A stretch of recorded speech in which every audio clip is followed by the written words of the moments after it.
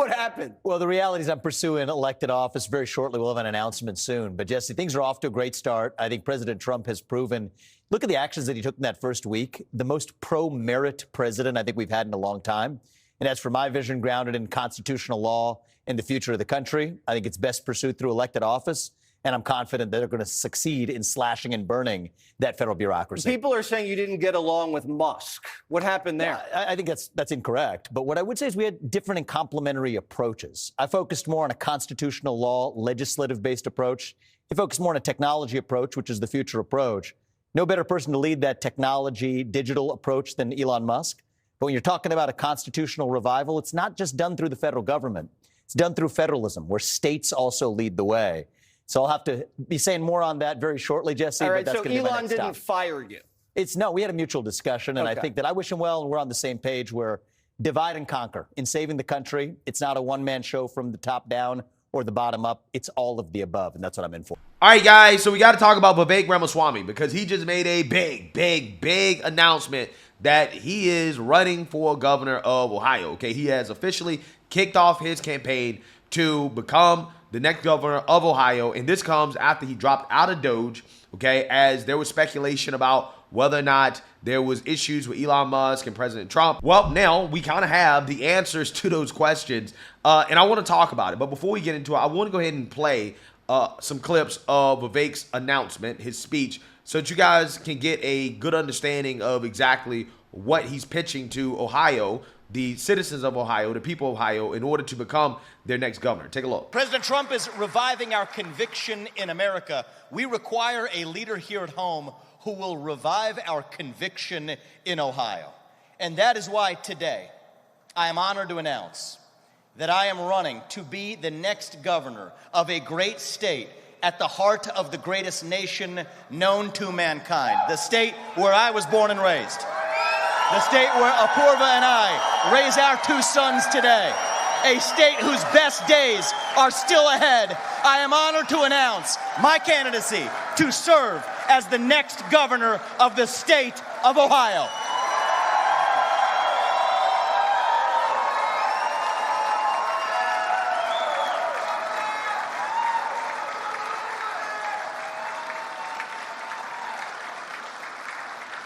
I will lead Ohio to be the top state in the country to start and grow a new business. I will lead Ohio to be the top state in the country to raise a young family.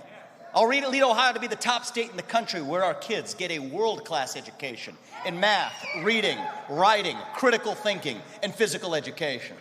I will lead Ohio to be the top state in the country where we give our kids the toolkit to think of themselves not as victims, but as victors in a competitive global economy.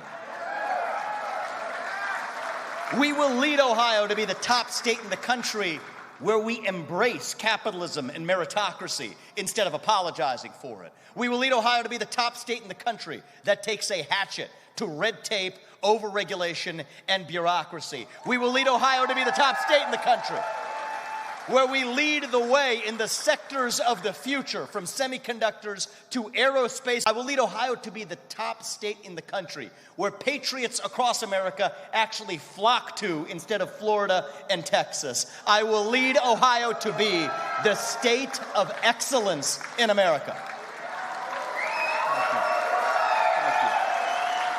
We're in the middle of a second industrial revolution right now. And I believe deep in my bones that Ohio can lead the way again. If Silicon Valley was at the leading edge of the American economy for the last 10 years, it will be the Ohio River Valley for the next 10 years. And I will lead this state to make it so.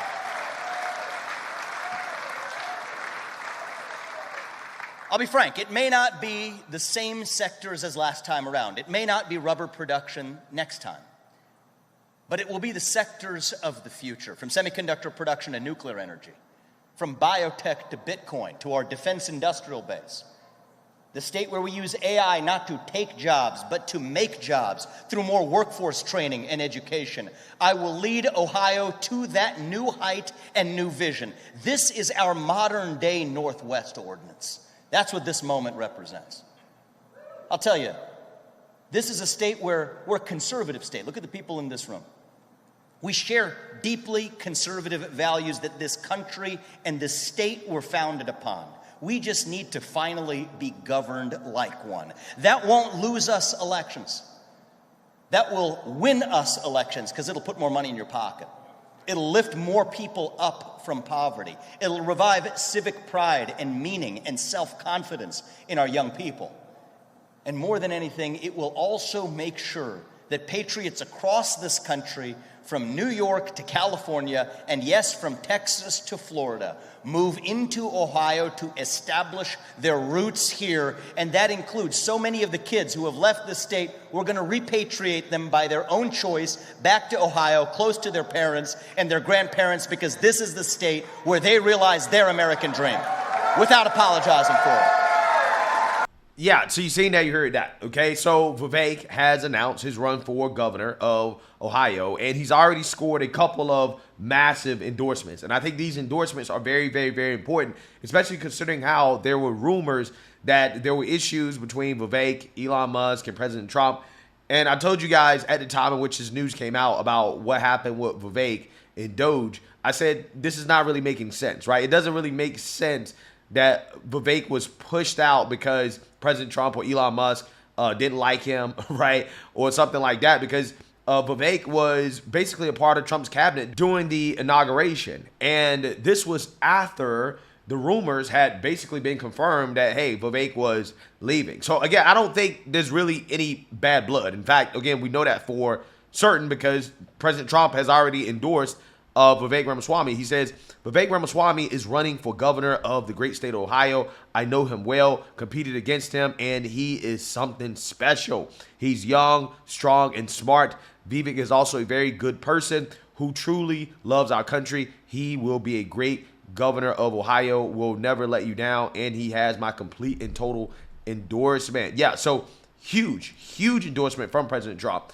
Elon Musk says, good luck, you have my full endorsement. Okay, so now you have two major endorsements, Elon Musk and President Trump. So what does that mean? Well, what that means is that apparently Vivek was telling the truth, right, when it comes to his departure from Doge. It had more to do with the fact that he felt as if he needed to focus his resources and his time on running for governor of Ohio rather than doing the work of Doge. And for him and his political career, I think as of right now, that's probably the best decision for a couple reasons. One, I think Elon has his own people handling Doge, right? And I think that Elon is more than enough needed for Doge, okay, to be honest with you. And Vivek needs this governor's seat in order to solidify himself as a major force within the MAGA movement, right? Because Vivek is still a newcomer. There's a lot of people who don't trust Vivek. Okay, there's a lot of people that think that Vivek is fake or that, Vivek wants to import India into the United States of America. I feel like a lot of those concerns are extremely overblown. But hey, Vivek is going to get the opportunity to prove that he can actually win a race, first and foremost, in which right now is looking pretty good for him, right? There's a 2026 Ohio governor GOP primary poll. Vivek is winning with 46% support. And then you have Dave Yost, the Attorney General of Ohio. He's in second, a distant second, at 18%, and then everybody else, I mean, they're like 1%. So Vivek is doing well as of right now. I'm sure the endorsement from President Trump and from Elon Musk definitely doesn't hurt, okay, with the GOP. It probably makes Vivek's case stronger.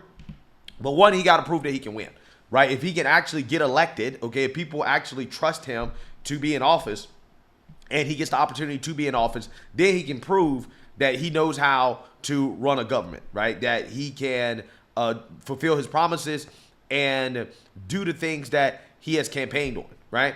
That is what is important for Vivek at this point. That's why I think that this is an extremely important move for him, because he's going to have to prove a lot, right? And I think he can prove some of the naysayers wrong by being a good governor for Ohio. Ohio being basically a MAGA state at this point, right? Ohio used to be a swing state back in the day.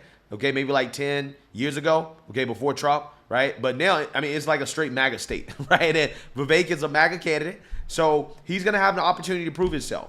And I think personally, if he can successfully win an election and be a successful governor, that's going to prove a lot of people wrong, and a lot of people are going to be eating crow, okay, over their criticism of Vivek And I think this is an opportunity to do that. And then moving forward into the future, he may be able to run for president again.